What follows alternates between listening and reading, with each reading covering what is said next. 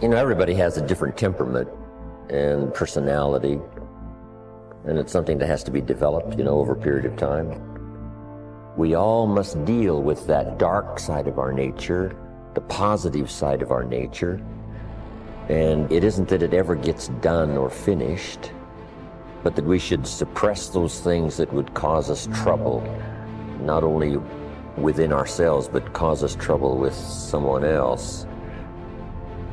You're not aware of that conflict going on, because conscious attention doesn't need ordinarily to focus upon it. And so you don't get involved, and you're not anxious about what party is winning and what party is losing. They're keeping up a kind of balance. It's a spiritual battle, and it's taken people thousands and thousands of years to figure this out. You can find that and just look inside. Inadequacy, weakness, susceptibility to temptation, narcissism, pride, envy, revenge, resentment, frustration, lack of faith, all of that. So we spend a lot of our energy, a lot of our time, a lot of our work and our thoughts on how much stuff can I get, how much can I accumulate.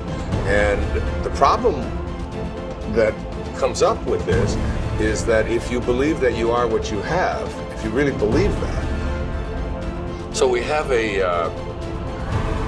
almost like a dilemma. If I am what I have, then when I don't, I'm not. I start to get really terrified. I start to get really scared when I don't have as much stuff as I want to have, or when other people have more stuff. So we spend a lot of our energy comparing ourselves to what other people have. Jump on the positive side of whatever you want. See if you can't help out in this warfare, in this push-shove match. That's the key. That's why the old wise man said, we must learn to love and hate. So underline that. You must learn to love and hate. And the illustration he used was, you must learn to love good and hate evil. But the major key to your and my future, the major key to you and mine being able to put our lives together, to get up and move forward, the major key to creating the next greatest version of ourselves and looking out for our families and improving our lives and our community. The major key is you. It's me. It's all of us. We have to decide that we're going to take responsibility.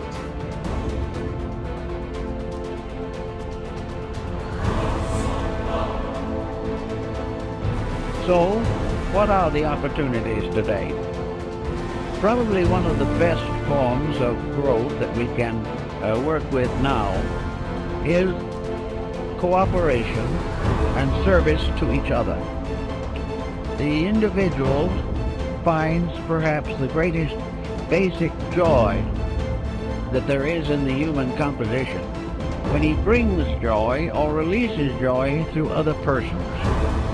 One of the simplest things we can do is to plan a program of helpfulness, a program of not thinking about ourselves, but earning the respect, admiration, confidence, and affection of other people. It is something to look back quietly upon a good deed that has brought security to another.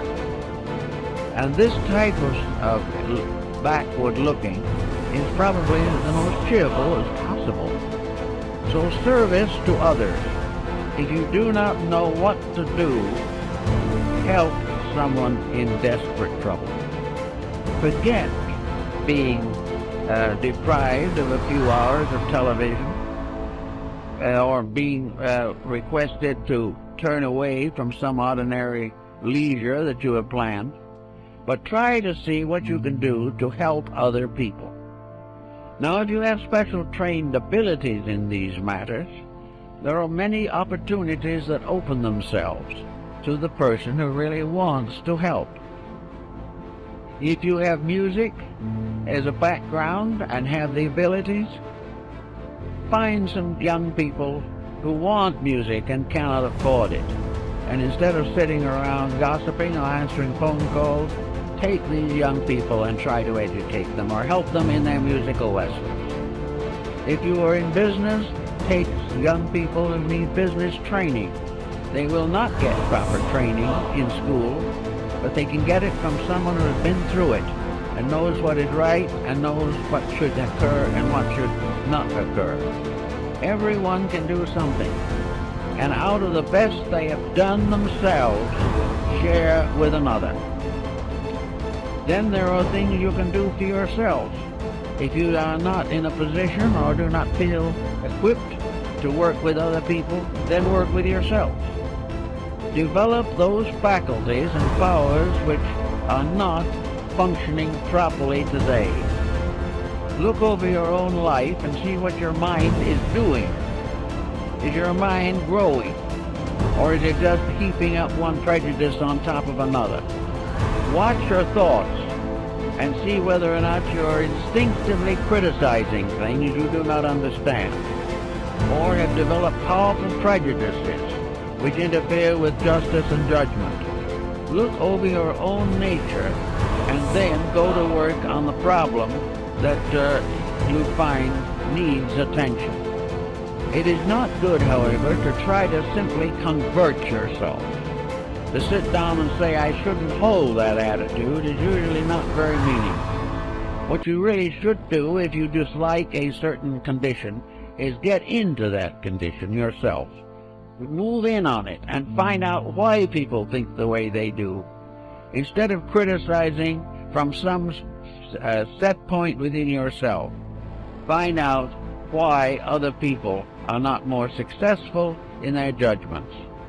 I know a number of persons who have simply gone into various walks of life which are not their own in order to find out how other people really live.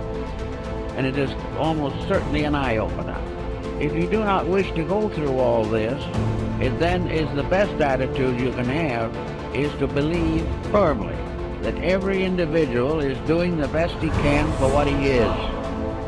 And it is always important to try to estimate what he is and help him to become better.